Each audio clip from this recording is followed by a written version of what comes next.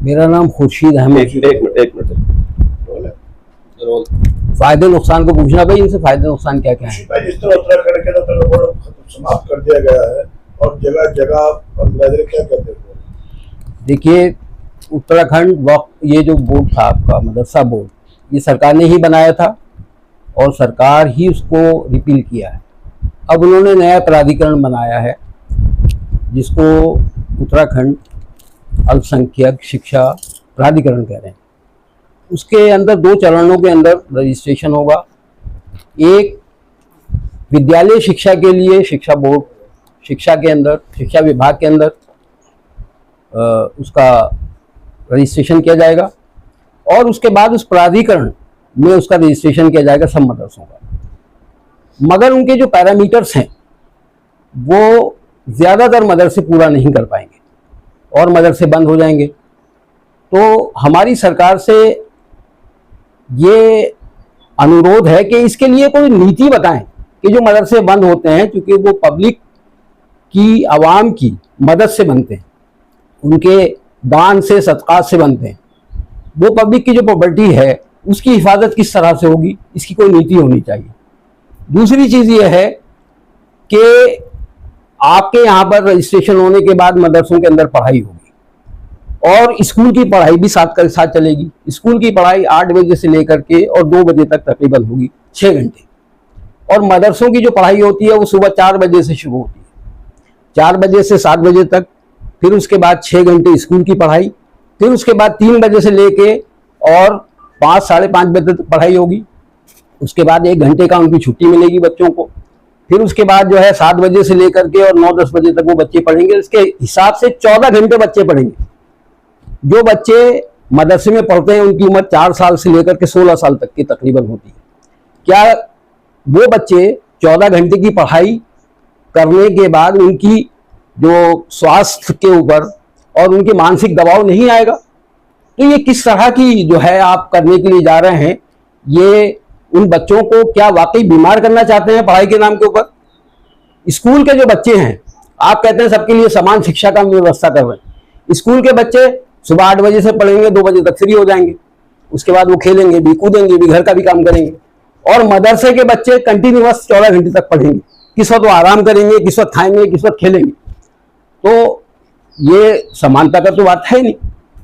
दूसरी बात ये है जो मैं आप लोगों के जरिए सवाल करना चाहता हूँ इस एडमिनिस्ट्रेशन से, कि एक बच्चा स्कूल में नहीं पढ़ा और वो हाफिज कुरान हो गया, उसकी उम्र 15 साल है और आपने कंपलसरी कर दिया है कि वो स्कूल की एजुकेशन उसको मिलेगी।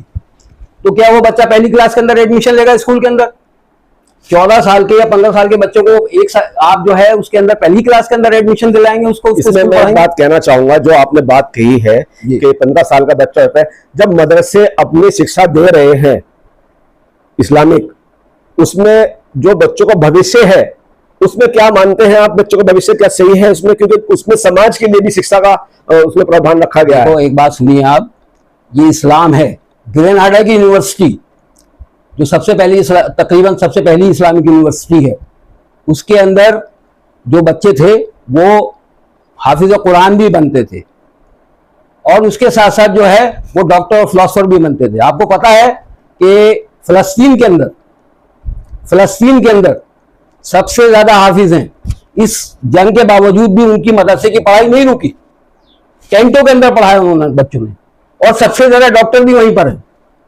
तो ऐसा नहीं है कि इस्लाम जो है, जो मदरसे से तालीम हो रही है उसके अंदर डॉक्टर नहीं बनते।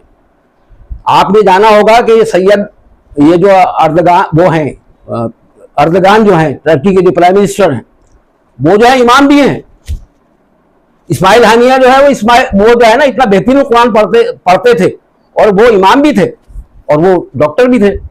तो ये ऐसा नहीं है कि इस्लाम इसको मना करता है, दुनियावी तालीम को मना नहीं करता है, मगर उसका सिस्टम तो होगा ना कि 6 साल के बच्चे, जो 6 साल का बच्चा है जो कुरान पढ़ रहा है, 5 साल का बच्चा है, 4 साल का बच्चा है, उसको आप 14 घंटे पढ़ाएंगे? ये कौन सा तरीका है? ये कौन सा संविधान के अंदर जो है ये इसका प्रोविजन है? खुर्शी सर, आप सरदार शम्स के बयान से क्या समझते हैं? वो तो बोलते हैं कि मदरसे में नासूर बन गया था बच्चों के लिए। देखिए वो कुछ भी बोले, नासूर बोले या जो भी बोले, मगर उनको तो अपने सरकार की भाषा बोलनी है सरकार को जस्टिफाई करना है। हम तो सवाल ये कर रहे हैं कि क्या जो बच्चे अब जो व्यवस्था की जा रही है उसके अंदर जो बच्चे हैं उनका भी तो कोई राइट होगा ना। जिन बच्चों को आप पढ़ाने के लिए जा रहे हैं उनका भी तो कोई राइट होगा। क्या वो 14 घंटे पढ़ सकते हैं? ये समझाए ना इस बात के लिए। दूसरे सिलेबस के अंदर क्या चेंजेस करने जा रहे हैं, आज तक भी आपने सिलेबस की चेंजेस नहीं दी हैं। आपके पैरामीटर्स के हिसाब से जो मदरसे बंद हो जाएंगे उनके लिए क्या व्यवस्था है आपको? वो तो अवामी चंदे से बना हुआ आपकी प्रॉपर्टीज हैं, उनकी संरक्षण के लिए क्या आपकी व्यवस्था है? वो है नीति आपके पास में? तो आधा अधूरा कानून बनाने से काम नहीं चलेगा। आपको पूरी तरीके से जो है पूरी शिक्षा को एड्रेस करना पड़ेगा। जो मदरसे बंद हो जाएंगे उनकी संपत्ति का क्या होगा? अरे यही तो मैं कह रहा हूं कि सरकार की नीति क्या है, मैं यही तो पूछ रहा हूं। सरकार की नीति क्या है, उसका संरक्षण कैसे होगा?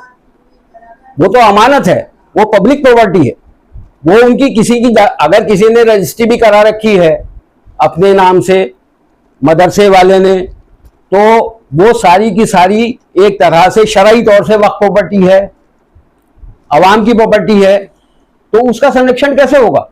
आपकी नीति ऐसी होनी चाहिए कि जिससे लोगों का भला हो।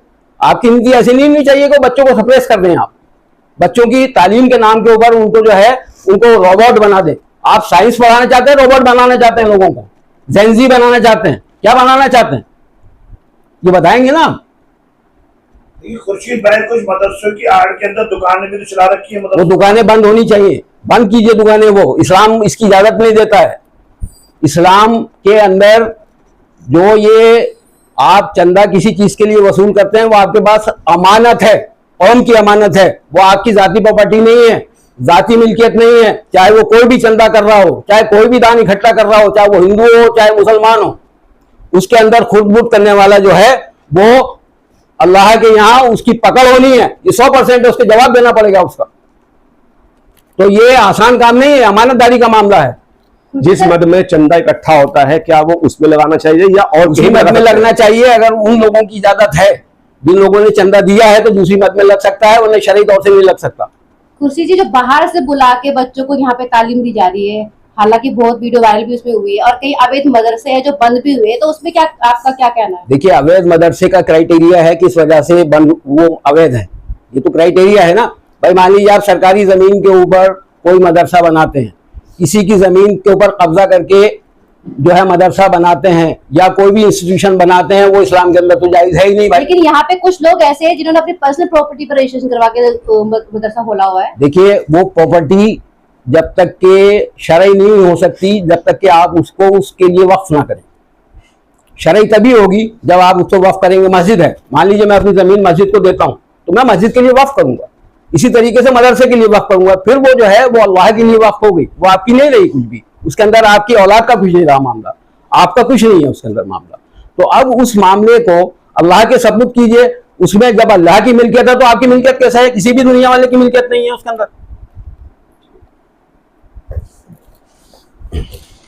एक सवाल आपसे